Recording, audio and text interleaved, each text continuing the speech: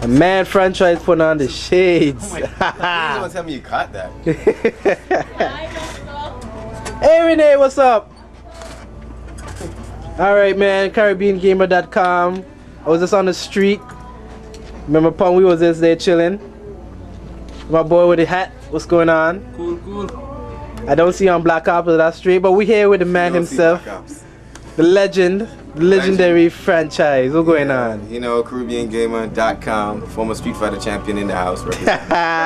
Address me as the former. Not even. I'm not the former Street Fighter champion. I'm still. Nobody beat me for my title, right? It got people. It got people. No, Street Fighter champion. They got 3 champions. No, they got 2 champions. It's 3 or 2. There's 3 champions. I know of Roy. Yep. I know Kevin. Big ups.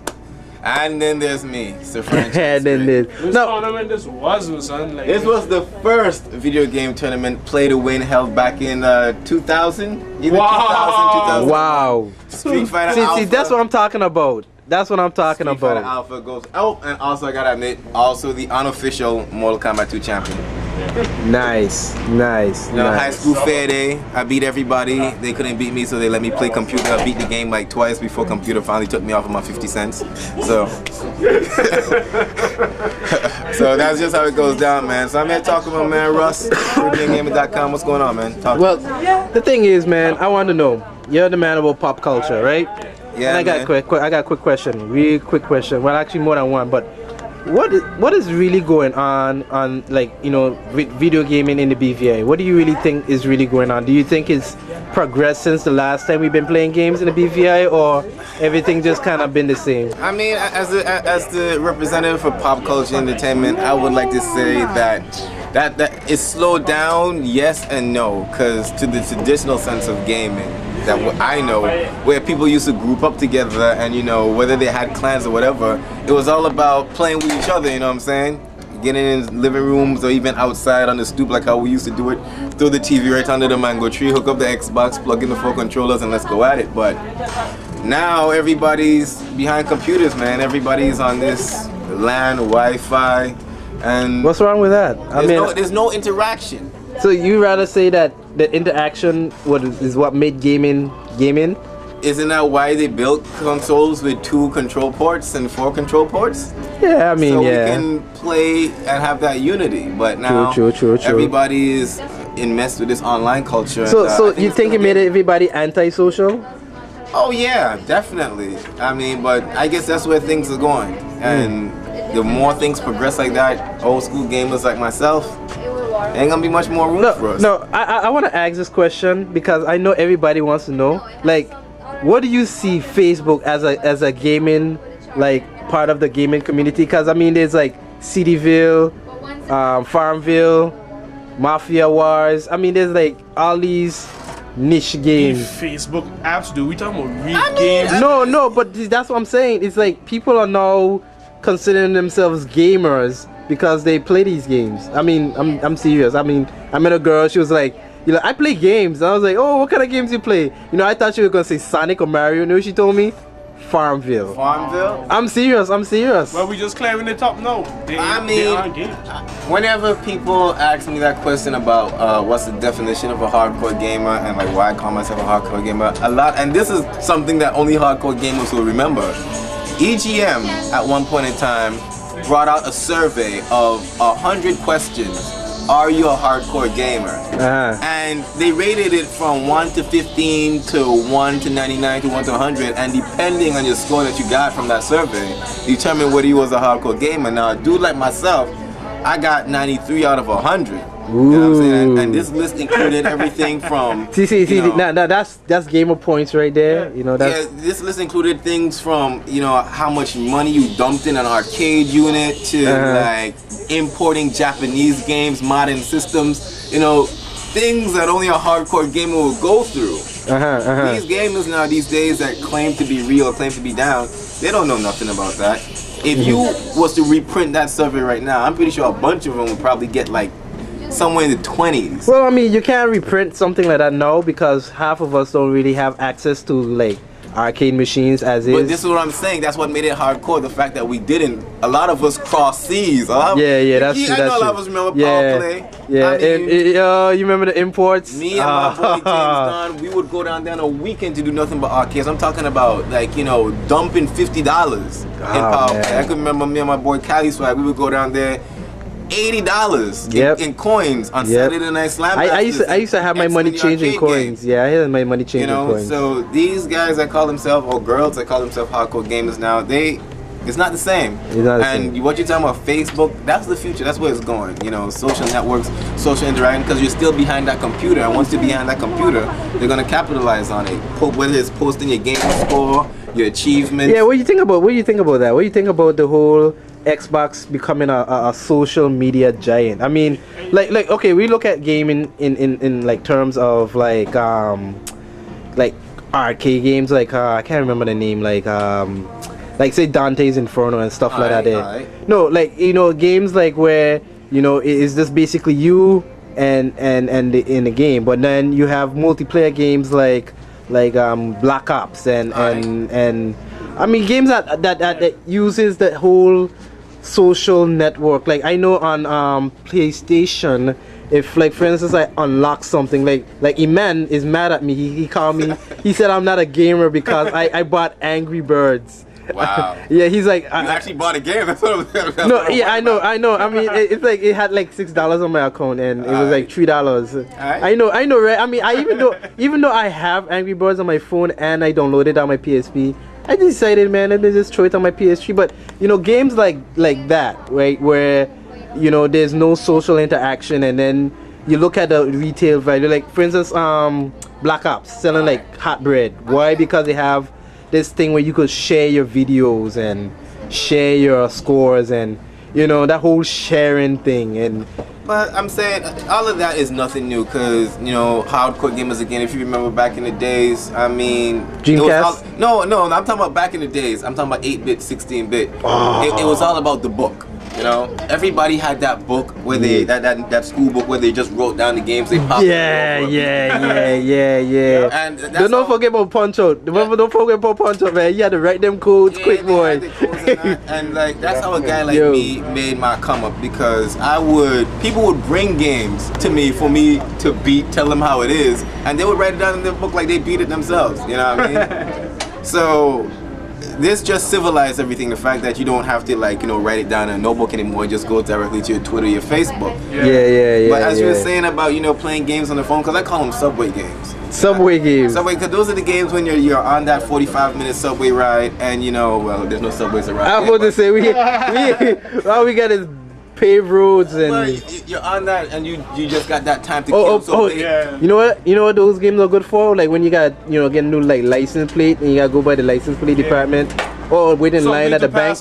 Yeah, like that. Yeah. Real time. So yeah, that's how those games are designed. So you can't really call those people hardcore gamers, because those games you just invest a couple of minutes. Because we have a blog, on CaribbeanGamer.com that speaks all about what is a hardcore gamer. A lot of the times people ask me, okay, why are you into the Street Fighter and the wrestling games, and that's not, because those are games that I could honestly admit I no longer have the time that it takes to sit down and play a chapter of this or a chapter of that, because by the time I finish a game it'll be like 2 years old.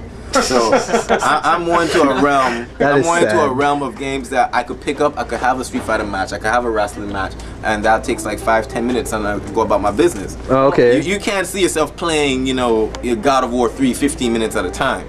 I could do that. I mean, you're defeating purpose. Like, no, I mean, I do that. I mean, 15 minutes at a time. 15 minutes at a time. Come on, not wrestle. No, for real, dude. I have a really short attention span. I mean, real talk. I mean, I play games like God of War for like 5 minutes. My son jump on top of my head. I turn it off, and then I pick it back up later. But I mean, you can't even finish your stage in that time. So like by the time you cut it off, I press pause and then I turn off the TV. Oh, you're from that era. Okay, let's see that. I'm mega old school, man. I mean, I remember keeping my Nintendo on for like days. That's how a lot of our systems got burned out.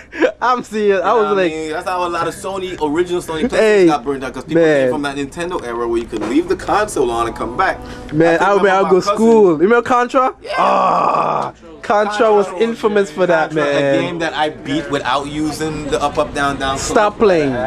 You use up, up, down, down, left, right, A, select, start, and then not. No. I wouldn't lie. I've used it, but I've beaten the game already without it. I never beat the game without that code. I beat the game without it.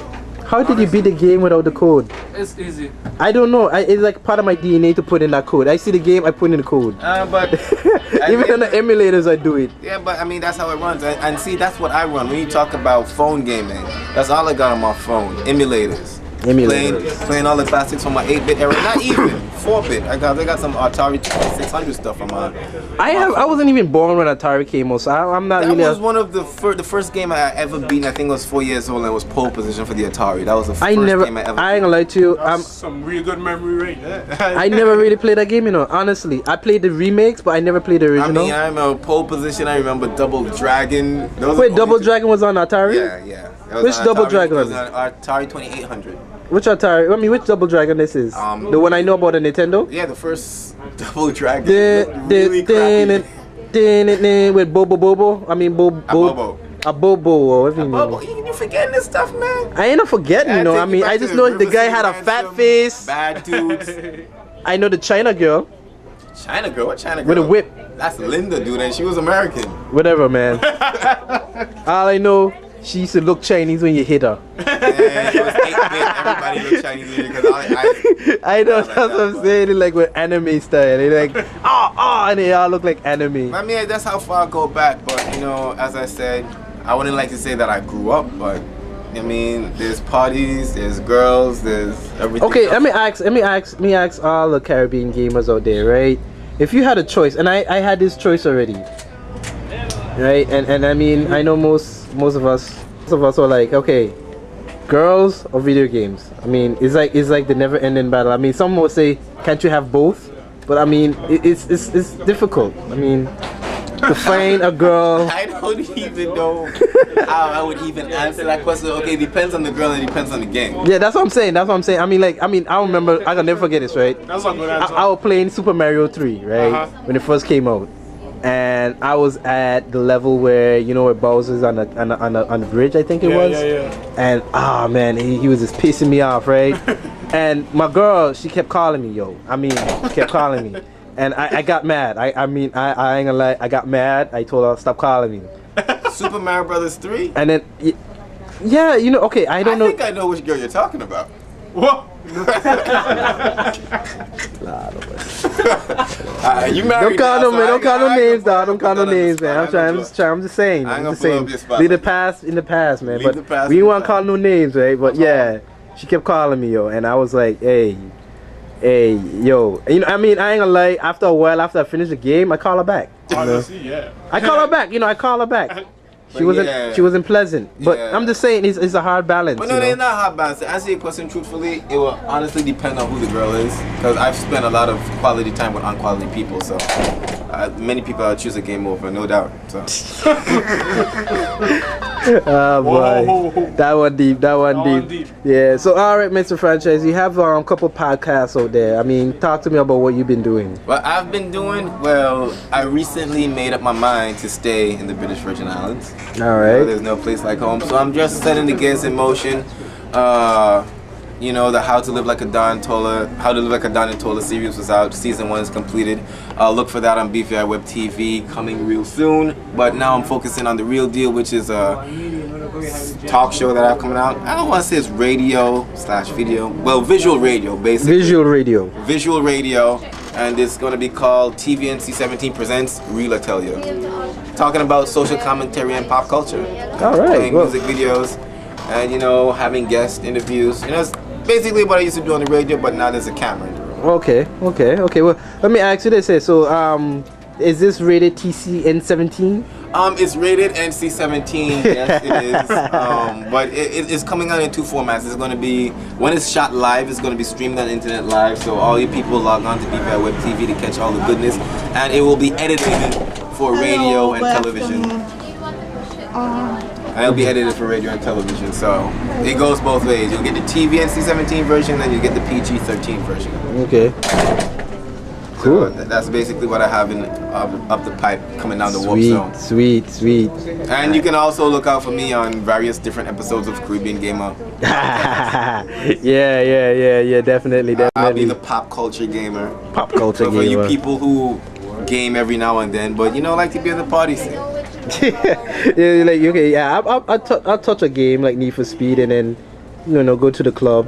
Yeah, something like that. Something that you can play. Something that you can play real quick. You know. Yeah. Quick fix, huh? I'm gone to the days when we had all the systems in our house lined up. I could probably show you some pictures for this podcast of what the old Avatar used to look like. 8 system lined up, hundreds of games. Ah man, I remember I used to hoard games, but I stopped that a long time ago.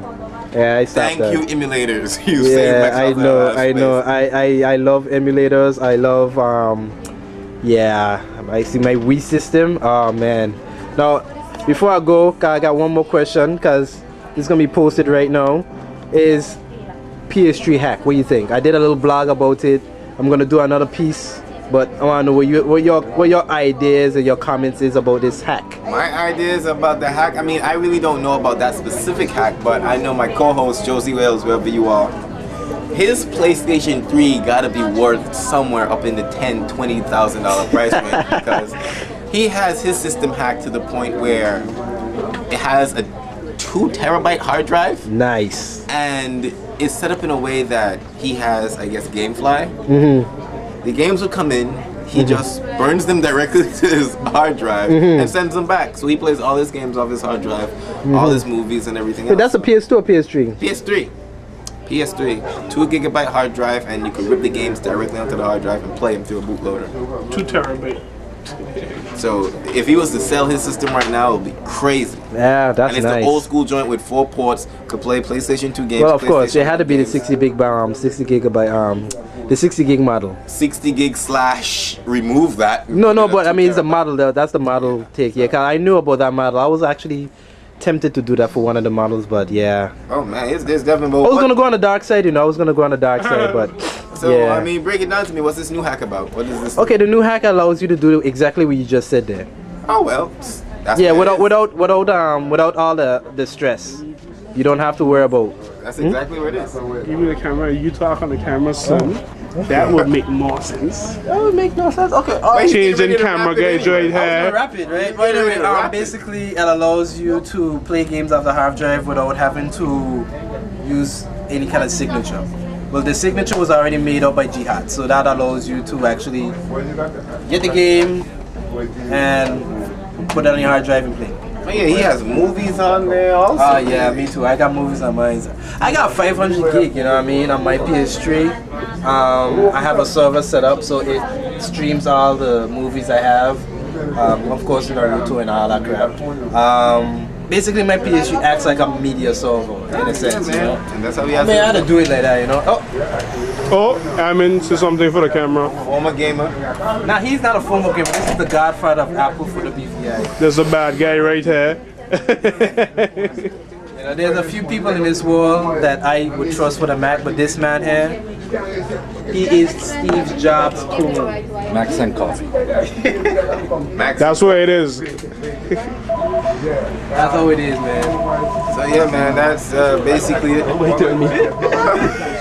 Yeah, that's basically it. It's been nice sitting down with you guys, Caribbean Gamer. Yep, you know how we do it. Wish I had a gamer tag to give y'all, but hardcore gamers don't get into that, man. Straight on the couch.